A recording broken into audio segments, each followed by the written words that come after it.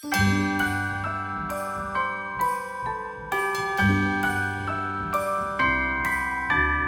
wonders of life got the prettiest side. Hey everyone, welcome back to my channel, and if you are new here, then welcome. My name is Evelyn. The day is finally here where I get to share my DIY ornaments with you. I feel like this video has kind of become a little tradition on my channel, which I love. I know you have all been watching my previous videos, so I was very excited to put out this video with new ideas. And I do want to apologize for putting out this video a little later than I usually do, but I have been so busy just working on content and planning out my Christmas decorating. But it's finally here and I am very happy with how they turned out. I know you are all going to love them. They're very easy and also very affordable to recreate. And if you haven't watched my last videos doing DIY ornaments, I will have them linked down below in case you want to check them out. I love how those turned out as well. So without further ado, let's just get started with some DIY ornaments.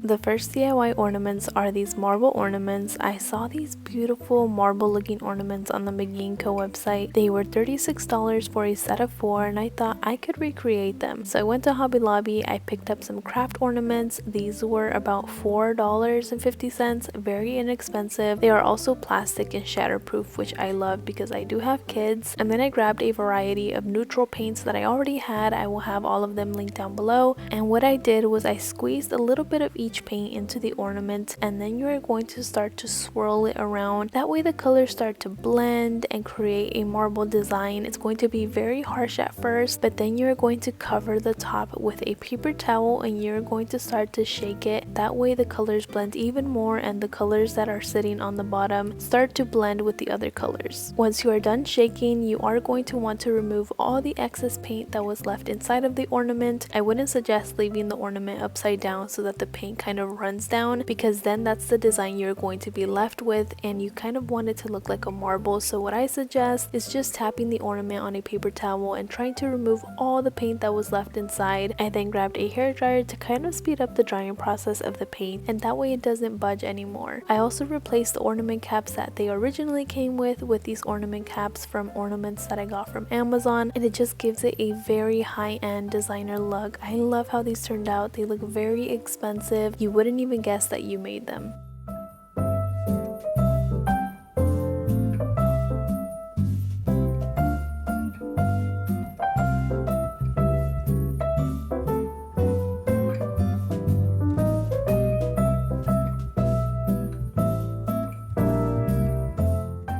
Next up are these stone ornaments. I don't know what to call these. I guess you could say they are vintage stone ornaments. I did a vase with this combination of paints and I loved it, so I thought why not do it on an ornament and give it that distressed stone look. So I got these ornaments from Hobby Lobby. They were very inexpensive. I believe they were $1 each and I love the shape of them. And I'm going to be using 2 paint colors, the color linen and the color tan. I picked both of these up at Michael's and they were about 50 cents, $1. Very affordable. The first step is giving the ornaments a coat of the linen color, and I love that these ornaments are ceramic since the paint adheres very well. So I just had to do 1 coat of linen, and then I'm going to go in with tan with a wet paper towel and I'm going to start dabbing it onto the ornament and then blending that color with linen. So I dab a little bit of the tan color and then I dab a little bit of the linen color, and then I just start blending. If I want more tan, I will add more of it. If I want it lighter, then I will add more linen. Just keep blending until you are happy with the way it looks.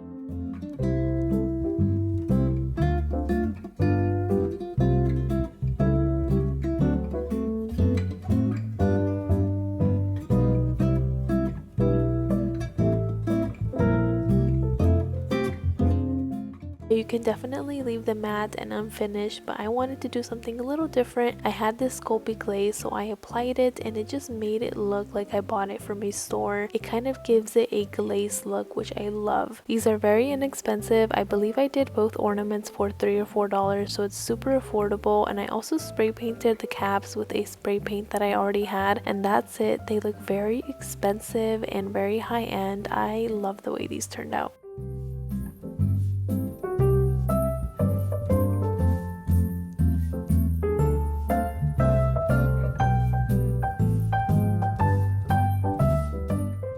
Next up are etched glass ornaments. These ornaments are very minimal, but they are so cool to make, so I wanted to share how I made them. I picked up some glass ornaments from Target for $4. You do need glass ornaments for this DIY. And then I picked up some etching cream from Amazon. You also need some sort of stencil with a design that you want, so I used my Cricut machine, but you can create your own using sticker paper or vinyl and then just use an X-Acto knife to cut out your design. I did 3 different designs. I did a flower, a Christmas tree, and also a bow. So once you have your stencil, you are then going to place it onto your ornament and start applying your etching cream. I originally saw this idea of etching glass from a class I took over on Skillshare, and a huge thank you to them for sponsoring today's video. I took A.V. Perkins' class on how to etch glass, and I knew I had to recreate it on a glass ornament. Her class was super helpful. She took me step by step on how to do it, so it was very easy to follow, and there are so many amazing classes that you can take and learn from on Skillshare. They are the largest online learning community for creatives with thousands of classes led by industry experts across film, illustration, design, freelance, productivity, and so much more. There are lots of classes to choose from, whether you want to learn a craft or a DIY like I did, or want to learn more about interior design. They also offer classes on how to start your own YouTube channel, so if you are interested in joining this amazing learning community, the first 500 people to use my link in the description will receive a 1-month free trial, so I highly recommend giving it a try if you have been wanting to learn something new. So once I applied the stencil, I applied a thick even coat of the etching cream. Now the instructions say to leave it on for 1 to 3 minutes, which is what I did, but if I could do it again, I would leave it on for about 15 minutes because mine came out a little patchy. I don't think 3 minutes is enough time for it to work properly, so I would do it for a lot longer. Once the time is up, all you have to do is rinse it under the water, remove the stencil, dry it, and it's done. It's super simple, and I think it's super cool that you get to create a custom design.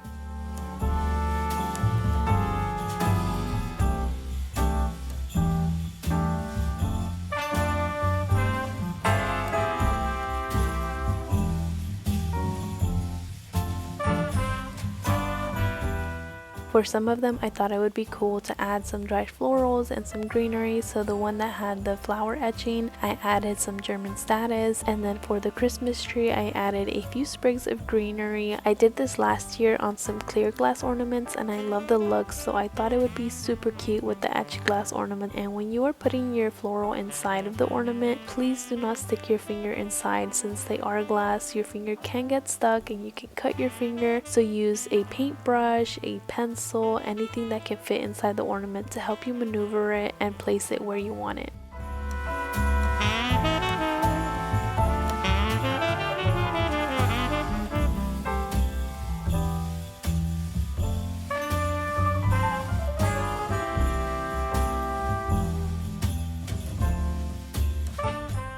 Next up are some flocked ornaments. I saw these beautiful deep red flocked ornaments on the Art House website. I love the shapes, so I'm going to recreate them with ornaments I got at Hobby Lobby for $1. I know the red flocked ornaments were very popular this year, and if you didn't get your hands on them or don't want to spend the money on them, you can use old ornaments you already have to recreate them. I did this last year with neutral colors, so this year we are going to try a different shape and a different color. I'm using some flocking I got from Etsy for around $3. I got the color Cardinal Red, and I also picked up some red paint from Michael's. The first step is painting the ornament. I'm using the color French Wine, and I picked this up at Michael's. And again, these ornaments only need 1 coat, but if you are using plastic, you may need 2 to 3 coats. Once the paint is dry, add an even layer of Mod Podge and then start pouring the flocking onto the ornament. I used a spoon to do this. I just applied it all over the ornament and shook off the excess.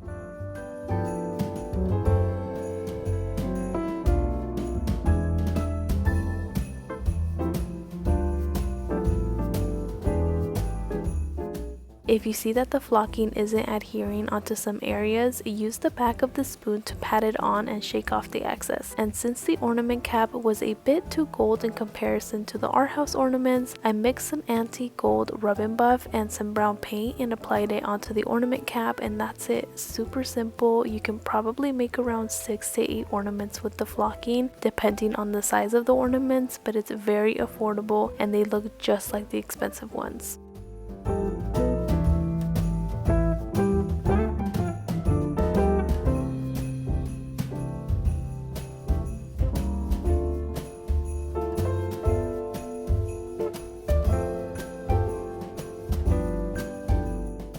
Last but not least, I have some paper ornaments. I'm sure you guys have seen these everywhere. They're on Amazon. I saw some on West Elm for $20 for a pack of 4. I recreated mine for free with wrapping paper that I already had. I found some templates for some ornament shapes. I will have those linked down below. And I just used craft paper. I traced out all my shapes. I used about 20 to 30 shapes for each ornament. So I used a template to trace them on the wrapping paper, and then I cut them out. And the way you get the shape of the ornament is placing glue in a very specific spot. So once you have the shape cut out, you're going to fold it in half, and then you're going to place glue in the middle and press it together. And then to attach all of those together, you're going to place glue on the top and on the bottom and then attach them together. And that's how you get the shape.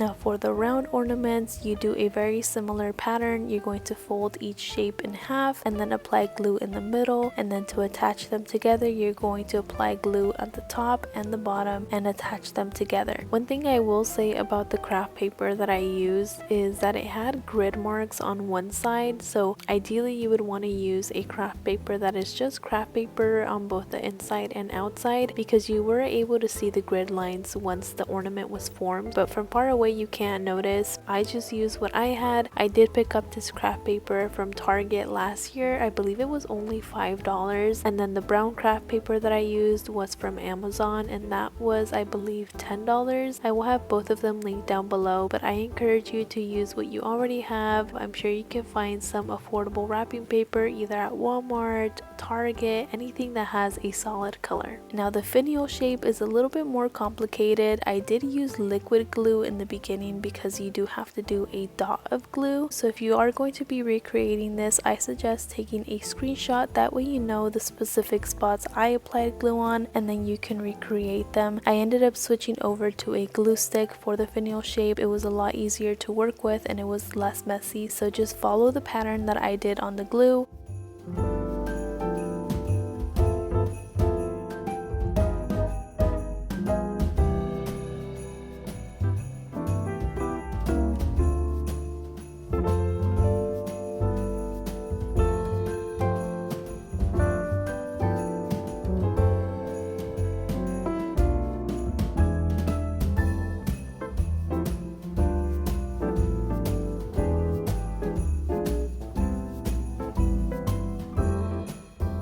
Once you are all done, you are then going to apply glue in the middle and attach some twine, or you can attach some ribbon, anything you want. Secure it onto the middle with glue. You can use your hot glue gun, you can use Gorilla Glue, anything you have. And then once you want to form the shape of the ornament, I use tape. That way once Christmas is over and I want to store them, I can peel off the tape and fold it back together, and they're a lot easier to store.